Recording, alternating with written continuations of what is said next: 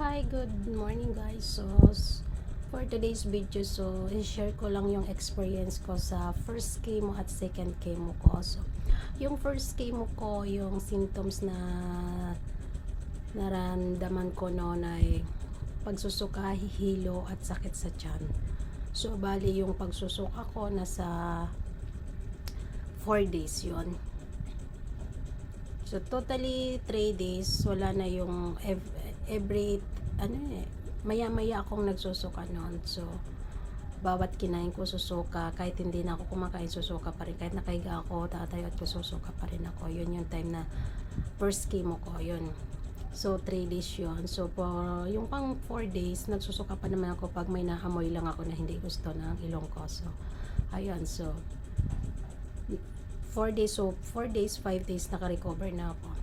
Pero yung hina ng katawan at hilo, hindi pa naman gaano na-recover agad ng 4 days yun. Then 1 week okay na yun, malakas na ako doon. 1 week malakas na ako doon sa first chemo ko. Yung second chemo ko ngayon, nung September 6 ng second chemo ko, yung naramdaman ko naman ay, bali hindi na ako nagsuka kasi nga nung in-injectionan ako ng anti-suka. Bali yung naramdaman ko naman noon, kinabukasan pagkatapos ng chemo ko, yung paggising ko masakit yung lalamunan ko. Ayun, sabi ko noon, sakit na lalamunan ko, para akong sisipunin. Yun na nga po, sinipon ako. Bali sipon ubo naman ako. Then 3 days na nang masakit yung lalamunan at may ubo, may sipon na, may ubo na rin ako. Yung sa sipon sa ilong, sumasakit na rin yung ilong ko sa kakapunas. 3 days mga nagtataka na ako, hindi pa siya nawawala. 4 days or 5 days, ininuman ko na siya ng cetirizine.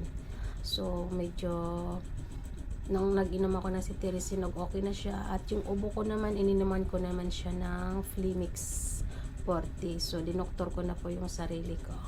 Then, nang 6 days na ako, kasi binibilang ko na yung araw, 6 days, sabi ko para akong lalagnatin. Ayun nga po, mainit yung singaw ng hininga ko, pero masakit na rin kasi itong ulo ko sa kakaubo ko noon. Ayun, pinabayaan ko siya, hindi muna ako nag-inom ng paracetamol noon. Kinabukasan, talagang bawat ubo ko, sobra na yung sakit ng ulo. Ayun na nga, pero wala na akong ganang kumain noon. Hindi tulad ng first chemo, kahit suka ako ng suka, kain pa rin ako ng kain. Pero yung second chemo ko, hindi ako nagsusuka, pero wala akong ganang kumain. Ayun, uminom ako ng paracetamol. After ko uminom ng paracetamol, ano bang ulam namin, yung may sabaw, pinagpawisan ako ng time na yun, sobrang pawis ko doon, parang gumaan yung pakiramdam ko. Lagnat lang pala yun, na lagnat na hindi nakasingaw, lagnat sa loob ng katawan, parang ganon. Then nawala na rin yung pananakit ng lalamunan ko nun, pero yung ubo continue pa rin. Pero 2 days kong ininuman ng cetirizine, natigil yung sipon sa ilong ko. Nawala yung sa sipon sa ilong. Bali yung sipon na lang, yung ubo na lang at sa lalamunan. Then nung sa gabi kasi ako inaatake, pag matutulog na ako sa gabi, grabe na yung ubo ko.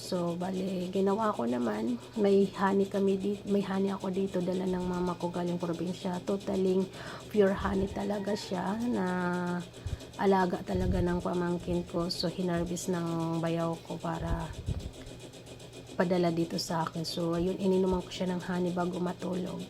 Hanggang ngayon, bago matulog, umiinom ako ng honey. Medyo nag-okay yung lalamunan ko. Mga 6 days, 7 days na ako na. Nag 1 week na. Ayun, okay na ako na. Nag 8 days, medyo nakakilos na ako at nakakain na ako.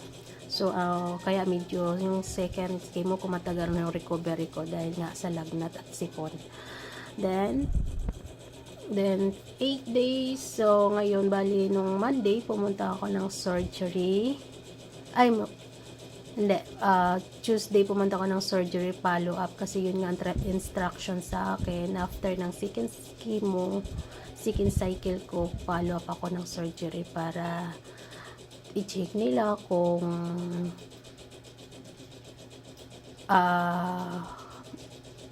kumusta yung respond ba ng gamot sa katawan ko. So, ayun, since na nung nagpalap ako duman, okay naman daw. So, dahil nga yung sugat ko na dry na siya at yung bukol ko po ay thanks God, ano na siya, manipis na, nagliit na po siya. So, second chemo pa lang po. So, yun. So, natutuwa po ako sa healing ng bilis ng healing ng aking breast. So, maraming salamat sa mga taong nagdadasal din para sa aking kagalingan. At maraming salamat din po sa mga taong nagbigay financial po sa amin, lalong-lalo na sa mga taong tumulong sa asawa ko para makakuha ng financial assistance sa kanyang company. So, maraming salamat po, Sir Rodel, Sir Dax, Sir Rafa, Ma'am Kilo, and Ma'am Joanna sa pagtulong-tulong para mabigyan ng financial assistance ng asawa ko sa inyong company. Maraming salamat po. At Sir Rodel, ikaw ang bigay ng may kapal sa amin. Ikaw ang anghel na ikaw ang laging tumutulog na andyan para sa asawa ko. Maging sa financial man at assistance, nandyan ka para sa amin. So, maraming salamat po sa iyong tulong. Sa hindi man namin masuklian sa ngayon yung mga tulong na binibigay mo, si God na lang po ang bahala magsukli ng mga tulong na binibigay nyo sa akin, at i-bless ka pa ni Lord ng siksik-liglig at umaapaw na blessing po dahil sa kabaitan mo. Maraming salamat po. So, ayun po, bali sa September 27, third cycle ko po. So, hopefully sa third,